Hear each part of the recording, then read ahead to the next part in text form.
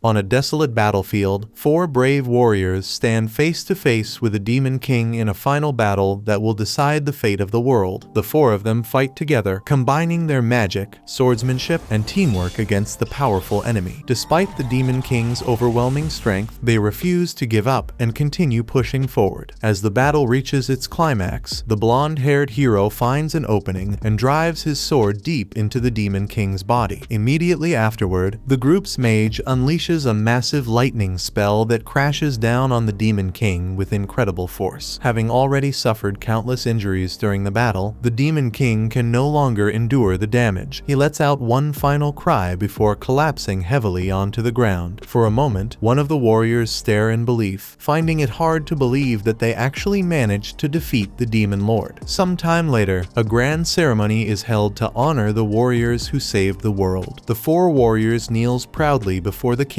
as crowds gather to celebrate their victory over the Demon King. To recognize their achievements, the king grants them the title of the 4 emperors, a title reserved only for the greatest mages in the kingdom. One of the warriors, named Eftel, is completely stunned by the announcement. He knows that throughout history, only people from noble families have ever been allowed to earn the title of emperor. Because of that, he can hardly believe what he is hearing. He admits that the reward is greater than anything he could have ever imagined. The king then walks over to Eftel personally and addresses him in front of everyone. He explains that while Eftel may not be the strongest mage in the world, his contributions and achievements are undeniable. For that reason, he has earned the right to bear the title of emperor. From this day forward, he will be known as the Lightning Emperor. Hearing those words causes Eftel to break down in tears. The crowd erupts into cheers as he struggles to hold back his emotions. After spending 40 years studying and mastering magic, all of his hard work has finally been recognized. Eftel leaves the ceremony feeling prouder than ever before. For the first time in his life, he feels that all of his sacrifices and efforts have truly paid off. Several years pass after that day, and Eftel is now an elderly man. One morning, he stands outside and gazes across the open fields in silence. Then a young girl named Merlin approaches him and politely informs him that breakfast is ready and waiting for him inside. About an hour later, Eftel is seen teaching his students how to maintain a magic circle. The students focus carefully as they try to keep their circles active for as long as possible. During the exercise, one student loses concentration and accidentally causes his magic circle to disappear. Eftel immediately notices and tells the student not to give up. He explains that maintaining focus is one of the most important skills a mage can learn. If he cannot keep a magic circle active while standing still, then he will never be able to maintain one while chanting spells during battle. Encouraged by Eftel's words, the boy quickly begins trying again. After some time passes, Eftel finally brings the exercise to an end. The students release their magic circles and prepare for the next lesson. However, instead of letting them rest, Eftel immediately suggests moving on to practicing level 4 spells. Before the lesson can continue, Merlin suddenly speaks up. She points out that Eftel looks exhausted and tells him that he should take a break and get some rest. However, Eftel simply shrugs off her concern and insists that he is not tired at all. Still, the worried look on Merlin's face causes him to pause for a moment. Seeing her expression reminds him of the day they first met. His thoughts drift back many years to the time shortly after his party defeated the Demon Lord. During that period, he found Merlin as a baby. She had been left alone after her mother was killed during the conflict involving his party. Remembering that day fills Eftel with guilt. He quietly wonders whether Merlin would come to hate him if she ever learned the truth about the war and discovered that he had killed so many members of her clan. After a moment, he pushes those thoughts aside and returns his attention to the present. Eftel tells the students to continue practicing their level 4 magic. Before anyone can begin, Merlin speaks up once again. With a confident smile, she declares that she is ready to start learning level 6 magic. After all, she is one of Eftel's most talented students. Eftel cannot help but feel impressed by her confidence and ambition. Even so, he gently tells her that there is no reason to rush ahead so quickly. He assures her that she will learn those higher level spells eventually, but now she should focus on the basic. After training, Merlin heads deep into the forest on her own. She is determined to defeat the beast living inside a nearby cave. In her mind, defeating such a powerful monster would prove that she is Eftel's greatest student. More importantly, she believes that if she becomes strong enough to teach others herself, Eftel will finally be able to stop working so hard and get the rest he deserves. Unfortunately, things go wrong almost immediately as the beast is far stronger than Merlin expected. Before long, she finds herself running through the forest while being chased by a gigantic wolf-like beast. Merlin has already tried level 4 magic on it, but it didn't do any damage at all, which makes her understand she's going to need something more powerful. Realizing that her normal spells are useless, Merlin decides that she has only one option left. She begins chanting a level 6 spell, even though she has never successfully cast one before. To her surprise, the spell actually works as she launches a level 6 lightning bolt right at the monster. The explosion shakes the area and fills the forest with smoke and dust, and Merlin becomes convinced that she has finally won. Then the beast steps out of the smoke completely unharmed. Before Merlin can react, the creature swats her away with tremendous force. She crashes to the ground and struggles to get back up. The huge wolf slowly approaches her and prepares to devour her. At that moment, Merlin begins to accept that she is going to die. Just as the beast is about to attack, Eftel suddenly appears and saves her at the last second. Eftel immediately scolds her for entering the forest alone. Ashamed, Merlin begins apologizing over and over again. Eftel tells her that she has more talent and potential than any of his other students. However, he warns her not to become obsessed with gaining power too quickly. If she rushes forward without building a proper foundation, that power could easily slip through her fingers. As they speak, Merlin suddenly notices that the beast from earlier is still alive and standing right behind Eftel. However, he doesn't even flinch. Without turning around, he calmly casts a level 10 lightning spell. A massive surge of lightning erupts from his body and instantly destroys the beast. Later that night, Merlin cannot stop talking about how incredible Eftel looked when he saved her life, but Eftel eventually tells her to stop talking and go to bed. Merlin finally gives in and starts walking toward her bed. However, she suddenly turns around and sees Eftel coughing up blood. For several years now, he has been suffering from an incurable disease, and his condition has gradually been getting worse. The worried look on Merlin's face makes Eftel realize something. She has known about his illness for a long time. That is the real reason she has been pushing herself so hard to become stronger. Merlin quietly asks Eftel to take better care of himself and to get as much rest as possible. He tells her that he does not have much time left. Because of that, he has no desire to spend his remaining years lying in bed and waiting for the end. Instead, he wants to spend whatever time he has left doing what he loves most. He wants to continue teaching talented students like her and help them become great mages. Eftel admits that he always wanted to become the strongest mage. Hearing that confuses Merlin because, as far as she knows, he is already the strongest. After all, he was given the title of Lightning Emperor. Eftel says he understands why she thinks that, but the truth is different. Even though he was the oldest among the emperors and had achieved many great things, there was always a clear gap between him and some of his party members. Because of that, he never truly considered himself the strongest. The next day, one of Eftel's students knocks on his door and informs him that the Flame Emperor has finally completed his research on magical aptitude. Curious, Eftel reads through the document. He quickly discovers that the Flame Emperor has found a way to determine a person's magical aptitude. This was something that people believed was impossible, so Eftel immediately praises him as a genius, wanting to test the new method right away. Eftel places one of Merlin's hairs inside a test tube and performs the experiment. The colors that appear inside the tube reveal the strength of her magical affinities. The results show that she has S-rank aptitude in both wind and water magic, which is extremely impressive. She also has a B-rank aptitude for fire magic and a C-rank aptitude for earth magic. Since Eftel has raised Merlin ever since she was a baby, he can tell that the test results are accurate. Before this discovery, students had to spend years studying basic spells from every magical element. Only after enough practice would teachers have a rough idea of what a person's natural talents were. With this new test, however, they can determine someone's aptitude from the moment they are born. This will make training far more efficient and help talented people grow stronger much faster. Eftel then asks to take the test himself. Merlin immediately says that there is no need because his results would obviously be maxed out. However, Eftel insists. He explains that even if he could never reach the highest level of magic, he at least wants to know whether he ever had the talent to do so. The test is performed, but the result comes back completely colorless. One of the students checks the instructions and explains that a colorless result means the person has no magical aptitude at all. He quickly adds that there must be some mistake because Eftel is one of the strongest mages alive. For a moment, Eftel loses his composure. He asks for the test to be performed again. The students repeat it several times, but the outcome never changes. Every single test comes back colorless. As he stares at the results, Eftel slowly begins to understand something. He remembers how learning magic always took him longer than everyone else. He remembers how the other emperors constantly surpassed him despite all his hard work. For the first time, he realizes the truth. The reason he was always left behind was because he had absolutely no magical aptitude. The realization completely breaks him. He starts coughing heavily, and Merlin rushes over to check on him. Later, she knocks on his door and says she wants to bring him some water, but Eftel simply tells her to stay out. Lying alone in bed, he reflects on his life. He remembers the dream he carried for decades, reaching the highest level of magic. Now that dream has been completely destroyed. No matter how hard he worked, he never had the talent needed to reach that goal. The frustration becomes overwhelming. He thinks about how pathetic he feels and how all his efforts led nowhere. Suddenly, he suffers a heart attack. At that moment, one of his skills called Second Reincarnation activates. His younger self appears in a strange empty space and finds himself standing before a divine being. Looking around, he comments that more than 50 years have passed and admits that he had completely forgotten about Second Reincarnation. He speaks to the entity and reminds her that this is where they first met after he died in another world long ago. The goddess tells him that the time has finally come for his second reincarnation. Before sending him away, she reminds him that he can choose 2 bonus skills. She recommends a skill called 2 times growth, which would allow him to improve twice as fast. However, Eftel declines the offer. He says that the magical knowledge he already possesses is enough. If he is given enough time to work hard and improve, then he does not need any special advantages. The goddess is impressed by his answer. She smiles, wishes him good luck, and sends him to a new world. A moment later, Eftel wakes up in the body of a young boy. He suddenly sits upright as memories begin flooding back into his mind. Still confused, he heads downstairs and is immediately greeted by his mother, who warmly hugs him and tells him that breakfast is ready. As he eats with her, his memories continue returning until everything finally becomes clear. He realizes that this is now his third life. Determined not to waste this opportunity, Eftel makes a promise to himself. This time, he will master magic no matter what. Unfortunately, he soon discovers that he still has no magical aptitude in this new life. The news crushes his hopes, and he begins to believe that he will once again be limited to level 10 magic, just like before. One day, while lying in a field and thinking about his future, he suddenly hears a loud commotion. Looking up, he sees an enraged dragon flying across the sky, while a group of knights desperately chases after it. Without thinking, Eftel starts running after them. However, he quickly stops and remembers that he is only 4 years old. There is nothing he can realistically do in his current body. As he watches the dragon fly away, he starts thinking about the level 10 spells he created during his previous life. Almost instinctively, he brings his fingers together, and to his shock, the spell activates instantly. A powerful blast shoots through the sky and strikes the dragon directly, bringing the massive creature down in a single attack. Eftel stares in disbelief at what just happened, but then the truth finally hits him. Even though he was reborn into a new world, he still possesses the same abilities and power that he had at his peak in his previous life. As time passed, Eftel spent most of his days studying and researching everything he could. During his research, he discovered that the world he was living in was actually the very same world from his previous life. The only difference was that more than 400 years had passed since then. The next morning, Eftel's older brother, Frazier, arrives at the house. He brings some money to help pay for the family's daily expenses and household supplies. After that, Frazier notices Eftel sitting quietly with a difficult magic book in his hands. He is amazed that someone so young is able to read and understand such an advanced book. Eftel simply replies that he enjoys reading books like these because he finds them incredibly interesting. Hearing that makes Frazier smile. He promises that the next time he visits, he will bring Eftel even more books as a gift. Frazier is genuinely impressed by Eftel's love for learning. He says that if their father could see this, he would surely be proud. Hearing those words makes Eftel curious. He asks when he will finally get the chance to meet his father. Unfortunately, Fortunately, Frasier explains that their father is extremely busy and rarely has any free time. In fact, ever since Eftel was born into this world, he has never met his father even once. His father is Duke Orcott, one of the most important people in the Kingdom of Azul and a highly respected figure in the field of magic. Unknown to everyone else, Duke Orcott is also a direct descendant of Eftel himself from his previous life, when he was known as the Lightning Emperor. Because of that, Eftel has always been curious about what kind of person his descendant is. Sadly, Eftel's mother was born without any magical aptitude. Because of that, Duke Orcott's main wife and his other mistresses looked down on her from the very beginning. They even came to see Eftel as a mistake because he was also born without any magical affinity. The two of them were treated so poorly that they were eventually banished and forced to live in a remote area far away from the rest of the family. As a result, Duke Orcott and his other wives do not even acknowledge Eftel as part of the family. That is the real reason he has never been allowed to meet his own father. Frasier, however, is the second son born to Duke Orcott's main wife. After learning about the unfair treatment Eftel and his mother had received, he felt sorry for them and decided to help take care of them whenever he could. Despite everything happening around him, Eftel honestly does not care very much about his family's problems. As long as he has the chance to study magic again, he is satisfied. Sometime later, the family sits down together to enjoy some tea. During their conversation, Frasier asks Eftel what he wants to do in the future after spending so much time studying. Without any hesitation, Eftel excitedly says that as soon as he is old enough, he plans to enroll in the Magic Academy and dedicate himself to studying magic. Before he can finish speaking, however, his mother quickly covers his mouth. She reminds Frasier that Eftel was born just like her and has absolutely no magical aptitude. Because of that, she believes he will most likely end up studying swordsmanship instead, or perhaps enroll in military school when he grows older. Frasier gets excited after hearing that suggestion. He reminds Eftel's mother that he himself graduated at the very top of his class in military school, so he believes that path could still lead to a bright future for Eftel. Frasier admits that he originally chose military school because he wanted to rebel against growing up in a family that was famous for magic. However, looking back on it now, he believes he made the right decision after all. Since he has plenty of free time that day, Frasier decides to teach Eftel the basics of swordsmanship. The two of them spend the afternoon training together, and Frasier patiently shows him the proper techniques. While practicing, Eftel remembers something from his previous life. Frasier had always taught him basic education and military science, and he had constantly encouraged him to attend military school instead of pursuing magic. After training for a while, Eftel finally gathers the courage to speak. He tells Frasier that he truly wants to attend the Magic Academy. Frasier kneels down so he can speak to Eftel face to face. He gently reminds him that he was born without any magical aptitude. Eftel says he already knows that. However, he also points out that he is still capable of using magic, and he still possesses mana. Deep down, Eftel believes that if he can study at the Magic Academy, he might finally discover the secret to breaking past the limits that have held him back for so long. After listening to Eftel's heartfelt request, Frasier slowly stands up and makes him an offer. He says he is about to cast a spell. If Eftel can successfully copy the spell in any way at all, then Frasier will personally recommend him for admission into the Magic Academy. In truth, Frasier fully expects Eftel to fail. He believes that once Eftel sees the difference between himself and real mages, he will finally understand the limits of his own abilities. Frasier calmly recites a magical incantation before casting a level 2 wind cutter spell. The blade of wind flies forward and cleanly slices through a nearby tree, knocking it over. Eftel watches the spell and is surprised by how simple it is. Without any hesitation, he recreates the exact same spell.